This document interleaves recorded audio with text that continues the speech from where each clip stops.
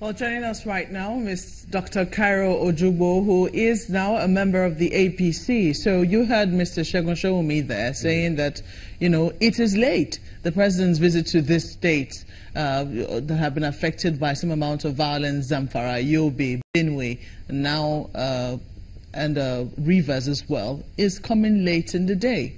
What are your thoughts on it? Well, thank you very much, and thank you for once again giving me the opportunity to appear on this forum. I quite appreciate the channels. Well, you know, as I've always said, we have to be extremely careful in this country called Nigeria. When you appear on national TV and you miseducate people, it's most unfortunate. Segun said that the visit must be properly timed and it must be appropriate. He comes back to say he's late. It's very confusing. People are listening to him. What's confusing about it? It must be appropriately timed. He's saying Who that times it must be, just a moment, it must be appropriately timed because the visit is late. How is that confusing? No, he said, you see, in his statement, he said the visit must be appropriately timed. Now, he said, hold on, let's see if I can remember some of the things that he said. He said that there is a time frame in which people grieve. Yes. And there's a time frame in which your visit will be most impactful. Yes. And usually that happens maybe shortly after an incident has happened.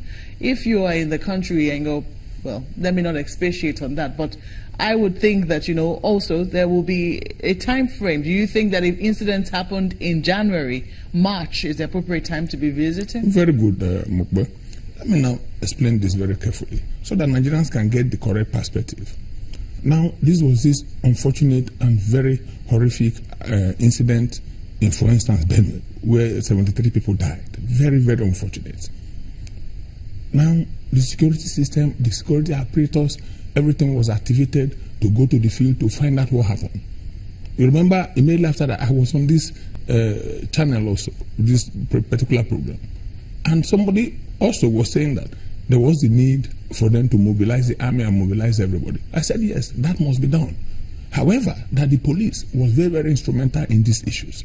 Because the police have to be on the ground, the army will come clear the place, and then the police will take over. And that's exactly what the government has done.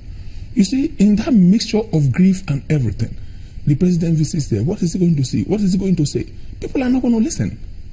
But he has to do his work, clear the place, make progress, address the issues, do his homework. Then he goes to sit down with the leaders, just like he has done. And that is politics. That is how to rule a country. That's how to run a country. Not that something just happens, you rush there. What are you going there to do? You don't even know. You don't have the facts. You don't have anything. So like President went to Taraba, for instance, he has the facts. He met with the leaders. He met with the elders. He met with everybody concerned. And you see, the good thing, and he was talking about PDP coming back. Coming back where?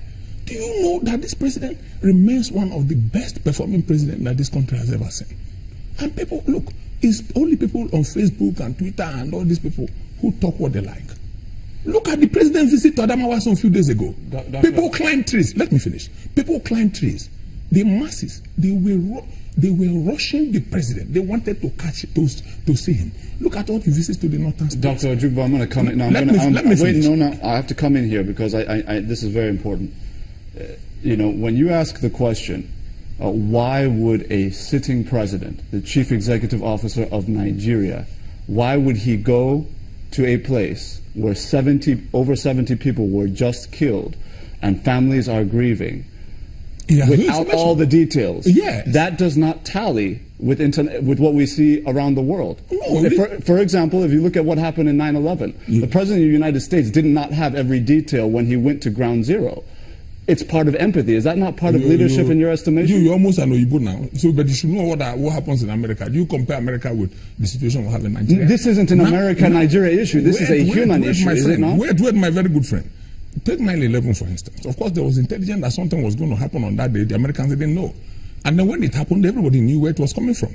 And then it is not a situation, it was a situation where a single strike that caused a lot of problems. But this one, it is a continuous issue.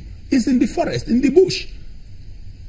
So please, get it. Does that mean that they're any less human? Does that make them any less human than somebody in Washington? That's not what we are New York? saying. Now, because this thing happened in the interior, in very rural areas, and then things like that, the president must have the correct position and the correct thing, and then what is he going to tell the grieving people? Well, he doesn't even know who are the perpetrators. But in the 9/11 issue, it was quite a different matter. Look, you see, that a government is in power and that you are in opposition does not mean that in every way you start to throw stones and then criticize everything. Does it also even mean in America, that just wondering, when the Republicans, that's the moment. Yes. If I didn't know that you're a member of the PDP a few months ago, I would take hook, line, and sinker everything that you're saying. But I know for a fact. Just a moment, and our viewers also know for a fact that just a couple of months ago, a few months ago, you were a member of the PDP, and you also criticized this particular government. Is that true or false? No. You saw nothing wrong with them? No, listen. Go and watch all my interviews. Yes. As a member of the PDP, I have always said something, that I support this government, and I supported it because of its anti-corruption activities. And I have always said so, that if you don't address corruption in this country, we will never make any progress.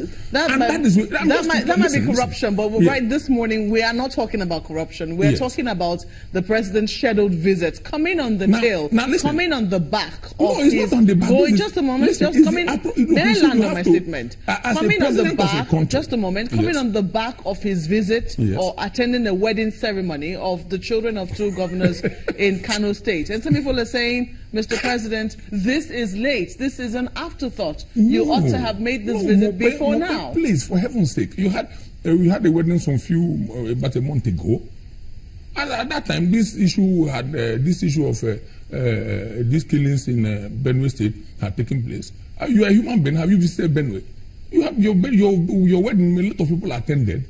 Please let us remove sentiments. Dr. Ojougboh, first of all, Dr. Ojougboh, I need to come in here because, first of all, her wedding was in December. The killings were in January. That's number one. Number two, Maupe Ogun is not the chief executive officer of this country. She did not swear an oath to do the things that we're talking about being done. You are still getting it very wrong. Hold on. Let me tell you this. You see, in running a country, you are in charge of everywhere in the country, and your actions must tally with the relevant situations on the ground.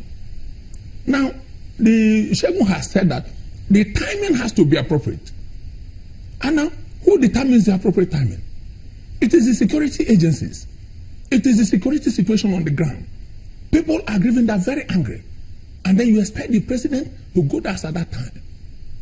Look, things have to calm down. Ways to calm their anger? No. As at that time, you see, what happens in such issues is that the government is blamed immediately. Then the government has to do things to calm the people down. The government has done so. The military went there. The chief of army staff relocated there. IG relocated there. Everybody was sent there. And the situation is now under control. The president now goes there. My friend, what happened here? I want to know. The grieving parents, I am sorry, this will never happen again. Any Fulani man seen with arm, arrest the person. That was the president's instruction yesterday. Dr. Ojougboh, and that is how government is run. Don't get it wrong. And look, let me tell you, you see, at times you might not, you see, look, this government came in at a very difficult time, and they are clearing the mess. Let me give you an example. No, Dr. Ojougboh, one minute more. I'm sorry, you'll have to hold your thoughts, right, because, you know, it's a program and we have to follow certain timing.